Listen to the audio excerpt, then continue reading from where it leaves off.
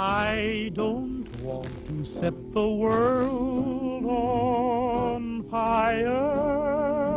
For the third time, we're reminded that war never changes, but Fallout has. The post-apocalyptic RPG has jumped coasts to DC, dimensions to 3D, perspective to first person, and platforms to include consoles. It's all delivered by Bethesda, which bestowed the high fantasy Oblivion a few years back. Will the newest exodus from the vaults live up to its pedigree, or should it just duck and cover? Bye.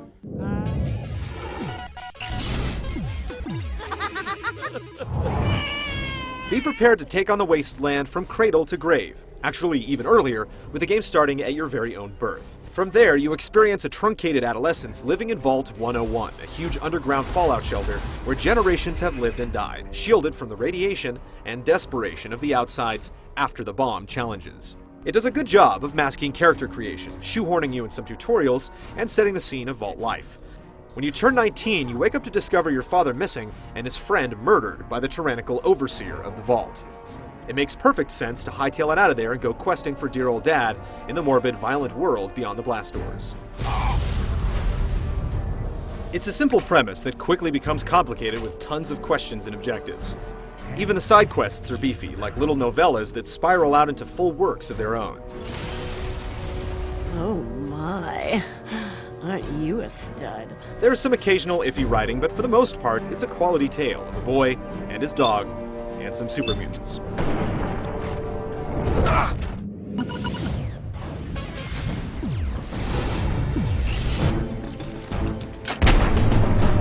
Fallout 3 is massive, and once through the streamlined vault opening, the world becomes your mutated oyster. You can tramp through the wastes in search of fame and fortune, stumbling upon hundreds of locations, enemies, and treacherous terrain. Exploration can be overwhelming with so much to scavenge, kill, and loot. The pockets of civilization are also there to bequeath quests, offer a cot to rest your head, or provide shops and doctors who offer services and enticing narcotics. Just don't get addicted. What do you need? Your quests team up with your Pip-Boy, a combination PDA, flashlight, and FM radio, supplying maps, track points, and objectives, so when you're hell-bent on chipping away at progress, you'll have a guiding light. Quests are multifaceted, large, and span across several locations. Along the way, you'll have to deal with plenty of enemies, locked doors, and computer terminals. This is where skills come in, and leveling, which allows you to do things like gaining an attribute point or getting special dialogue options with the opposite sex. That's disgusting. I'm old enough to be your grandmother. This is also where you improve skills that range from lockpicking to handling weapons. The game is so vast that the biggest problem is that it can all become overwhelming. Without the ability to mark your map, it's hard to remember where each high-level lock or group of super-powered enemies is. It's a rich world of content, and without multiple playthroughs using different character types, it's hard to see it all. A very flexible system does let you play What If, but there are few games with as much play per dollar as Fallout 3.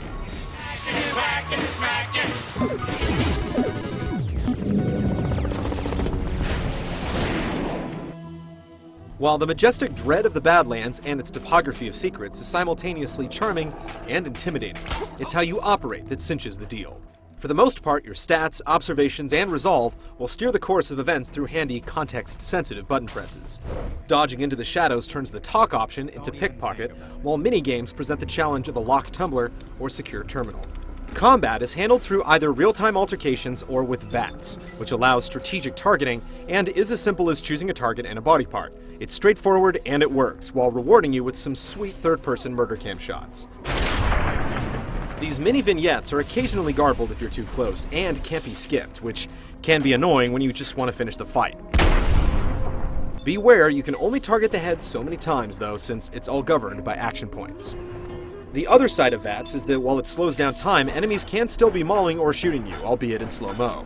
So shoot from the hip, or rely on VATS, either way is balanced, and you'll be switching between the two to keep things from getting stale. Just get one thing straight, though all the footage released up to launch looked otherwise, this isn't a first-person shooter. You won't be circle strafing. It's more like a gentleman's duel. A bloody gentleman's duel. There's some manual cover-taking and strategic reloading, but Fallout 3 doesn't have the celerity for twitchy action. That's not to say that true aim with a sniper rifle won't make VATS eat its shorts. There's nourishment and health everywhere, though it's equally balanced with the rate you become radiated. Third-person view is here to see how you've customized your character, but it's not a valid way to play the game, whether you're in combat or traipsing through a radiated Chevy Chase, Maryland. The level up perks ensure character growth beyond doling out skill points, and the dark, tongue-in-cheek humor provides a reprieve from brutal wasteland justice. Give me the naughty nightwear. And while the non sequiturs are welcomed, when something else breaks the reality, it shows the chinks in the power armor.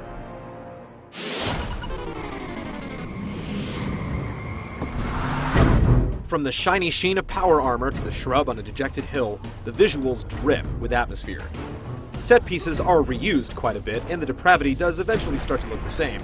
But still, there are tons of unique areas, and the people that populate them usually have something to say, or at least a pocket to pick.